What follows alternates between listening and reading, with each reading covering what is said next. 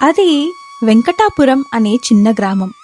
అదే గ్రామంలో కాశీనాథ్ అనే వృద్ధుడు ఉండేవాడు. ఆయనకు ఒక పెద్ద మామిడి తోట ఉండేది. ఆ తోటలో బంగారం లాంటి మామిడి పండ్లు కాసేవి. కాశీనాథ్ తాతకు ఆ చెట్లంటే చాలా ప్రాణం. కాని తాతకు తనవారంటూ ఎవరూ లేరు. 10 ఏళ్ల క్రితం ఒక వానాకాలం రాత్రి ఆయనకు ఒక చిన్న బాబు దొరికాడు. అతనే అభినవ్. అప్పటి నుండి ఆ అబ్బాయి తాత దగ్గరే పెరుగుతున్నాడు. అభినవ్ చూడ్డానికి చిన్నపిల్లాడే అయినా చాలా తెలివైనవాడు. ఏ సమస్య వచ్చినా భయపడకుండా ఆలోచించడం వాడికి అలవాటు. అది ఎండాకాలం. ఒకరోజు మధ్యాహ్నం అభినవ్ తోటలో ఆడుకుంటూ అలసిపోయి ఒక చెట్టు చాటును కూర్చొని ఉన్నాడు. అప్పుడే ఊరిలో ఉండే 2 దొంగలు, బాలు మరియు శ్రీను అక్కడికి వచ్చారు. వాళ్ళు అభినవ్ ఉన్నాడన్న విషయం గమనించకుండా మాట్లాడుకోవడం మొదలుపెట్టారు. చూడు శ్రీను, ఈ తోటలో ఎన్ని కాయలు ఉన్నాయో. ఈ రాత్రికి లారీ తెచ్చి మొత్తం ఊడ్చేద్దాం. అవునరా బాలు, మరి ఆ ముసలాయన సంగతి ఏంటి? ఏహే, ఆయనకేం తెలుస్తుందిరా, హాయిగా నిద్రపోతుంటాడు. ఆ పిల్లాడు కూడా ఏం చేయలేడు. వాళ్ల మాటలు విన్న అభినవ్ ఉలిక్కిపడ్డాడు.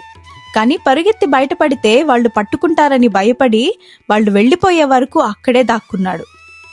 దొంగలు వెళ్లిపోగానే అభినవ్ పరిగెత్తుకుంటూ వెళ్లి తాతకు మొత్తం చెప్పాడు. తాత వెంటనే ఊరి సర్పంచ్ దగ్గరకు వెళ్లి, నా తోటలో దొంగలు పడబోతున్నారు, మాకు సహాయం చేయండి అని అడిగాడు. కాని ఆయనని ఎవరూ పట్టించుకోకపోవడంతో తాత చాలా బాధపడ్డాడు. తాతయ్య, నువ్వేం బాధపడకు, మన తోటని మనమే కాపాడుకుందాంలే. అభినవ్ దగ్గర కత్తులు, తుపాకులు లేవు. దొంగలతో కొట్లాడే బలం కూడా లేదు. అందుకే వాడు తన బుద్ధిని ఉపయోగించాడు. వాడు కొన్ని పాత వస్తువులు సేకరించాడు. ఇంట్లో ఉన్న పాత ఖాళీ డబ్బాలు, పాత పశువుల గంటలు, సన్నని బలమైన దారాలు. తోటలోకి ఎవరైనా వస్తే వాళ్లకు తెలియకుండా తగిలేలా అక్కడక్కడా దారాలు కట్టాడు. ఆ దారాలకు డబ్బాలు, గంటలు వేలాడదీశాడు. ఒక్కరు అడుగు వేసినా తోటంతా శబ్దాలు వచ్చేలా ప్లాన్ చేశాడు.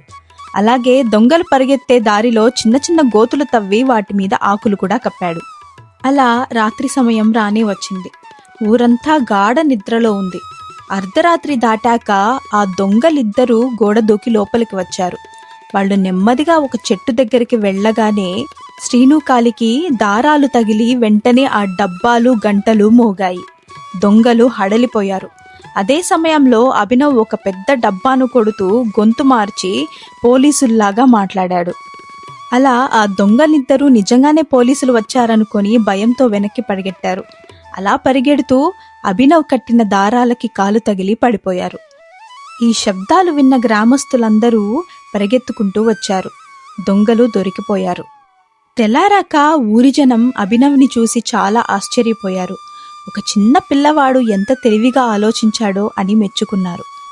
పోలీసులు బాలు, శ్రీనుని తీసుకెళ్తుంటే అభినవ్ వారిని ఆపాడు. తాతయ్య, నాదో కోరిక. వాళ్లకు జైలు శిక్ష కంటే పశ్చాత్తాపం కలిగేలా చేద్దాం. వారిలో కూడా మార్పు వస్తుంది కదా. అభినవ్ కోరిక మేరకు సర్పంచ్ ఒక నిర్ణయం తీసుకున్నారు. ఆ దొంగలిద్దరూ 6 నెలల పాటు అదే మామిడి తోటలో కాశీనాథ్ తాతకు సహాయకులుగా పనిచేయాలని. చివరికి ఆ తోటకి ఆ దొంగలిద్దరే కావళ్లుగా మారిపోయారు. అలా ఒకరోజు సాయంత్రం కాశీనాథ్ తాతతో అభినవ్ తోటలో కూర్చొనున్నాడు. ఒరే అభి, ఆ రోజు రాత్రి నువ్వు భయపడి ఉంటే ఈ రోజు ఈ తోట, ఈ పండ్లు, ఈ మార్పు ఏది ఉండేది కాదురా. అవును తాతయ్య, మీరెప్పుడు చెప్తూ ఉంటారు కదా, మనం భయపడితే సమస్య మనల్ని మింగేస్తుంది, మనం ఆలోచిస్తే ఆ సమస్య మనకి దారి చూపిస్తుందని. నేను కూడా అదే పాటించాను. అలా ఆ ఊరి పిల్లలందరూ అభినవ్ని చూసి నేర్చుకోవడం మొదలుపెట్టారు.